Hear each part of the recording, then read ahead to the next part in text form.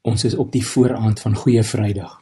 Die donderdag van hierdie heilige week het in die ouer kerke verskillende beskrywende name, soos byvoorbeeld Heilige Donderdag. Die Koptiese kerk noem dit Covenant Thursday, omdat Jesus by die Pasga, toe hy die nagmaal ingestel het, ook daarna verwys het as die nuwe verbond. Daardie donderdag word vir ons in die evangelies nogal in baie detail beskryf, omdat dit Jesus se laaste Paasfees was en hy tydens daardie avondmaal die nagmaal ingestel het. Dit is natuurlik ook die aand toe hy na die Paasete in Getsemane gaan bid het, daar deur Judas verraai is, daarna is hy gearresteer en dan begin sy uitmergelende en vernederende swart nag van marteling, wat uitloop op Goeie Vrydag. Ons is daarmee goed bekend. 'n ander bekende naam in die Engelse tradisies vir vandag is Maundy Thursday. Dit is afgelei van die Latynse woord mandatum, wat mandaat of opdrag beteken. Want die ander aangrypende gebeurtenis wat op die spesifieke donderdag aand afgespeel het, was Jesus se byna dramatiese demonstrasie van liefde en diens.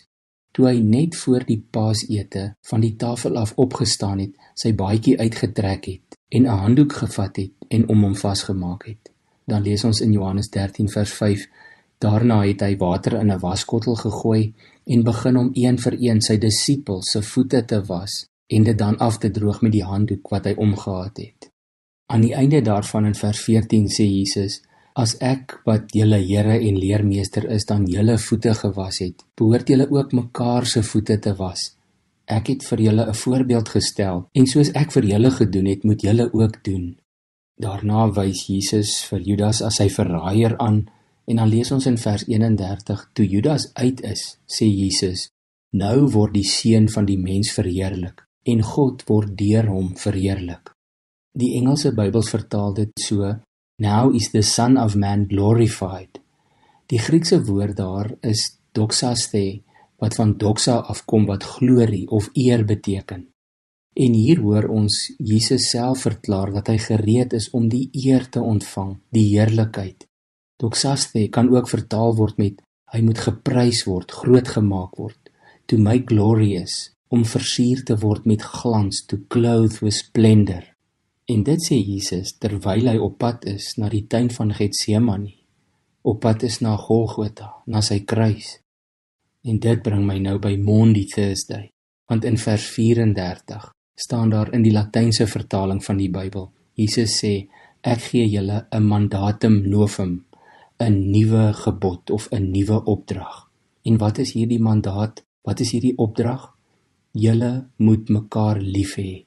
Soos ek julle lief het, moet julle mekaar ook lief hê. En wanneer ons dit doen, dan kry Jesus wat hom toekom. Dan kry hy die eer wat hom toekom. As ons Jesus wil eer, dan moet ons mekaar lief hê. Kom ons vra vir hom om ons ook daarmee te help. Kom ons bid saam. Here, ons gaan hierdie naweek die grootste daad van liefde weer in herinnering roep en sien hoe dat U dit waar gemaak het toe U gesê het, daar is geen groter liefde nie as iemand wat sy lewe aflê vir sy vriende. Dankie dat U vir ons die ewige lewe gekoop het, dat U vir ons betaal het sodat ons ook kan lief hê. Ons prys U daarvoor. Amen.